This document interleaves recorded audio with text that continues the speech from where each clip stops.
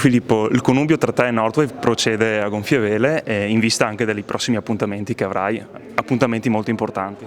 Sì, tra 30 giorni partiranno le Olimpiadi, quindi stiamo lavorando e stiamo perfezionando le ultime cose. Poi sei tornato qui a Pederobba nell'Alta Marca Trevigiana, dove hai appunto vinto nel 2020 la tappa UNESCO. Che emozione è stata? Beh, diciamo che già l'emozione del giro era importante, poi vincere praticamente la seconda casa è sempre bello. E appunto hai avuto modo anche di confrontarti, conoscerai sicuramente Andrea Vendrame, avete avuto modo di confrontarvi, lui è di Santa Lucia di Piave anche per le prossime competizioni. Anche ieri era campione italiano e abbiamo avuto tempo di parlare e chiacchierare. Sei pronto per le Olimpiadi? Vedremo tra 30 giorni.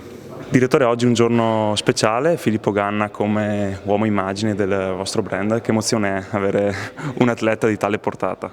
Beh, per noi è importantissimo ovviamente, gli atleti, tutti i nostri atleti sono parte quotidiana del nostro lavoro, l'azienda è un'azienda che è nata sul prodotto, continua a svilupparsi, ad evolversi sul prodotto e quindi il contatto costante con loro è fonte proprio di nutrimento per quello che è il nostro Northwave Lab, che è sempre alla ricerca di innovazioni. Alcuni come Filippo peraltro che storicamente sono con noi insomma, da tanto tempo, sono dei veri e propri ambassador ed è normale, diciamo, al di là dell'ufficialità, no? Della visita di oggi, averli qui in azienda ed essere seduti con noi a lavorare per pensare a quale può essere il prossimo prodotto, testare i prototipi, portarci dei feedback e così via. Anche il vostro brand si sta espandendo molto velocemente, avete cambiato recentemente il logo e quindi vi state radicando sempre di più, non solo anche a livello nazionale e internazionale, ma anche nel territorio.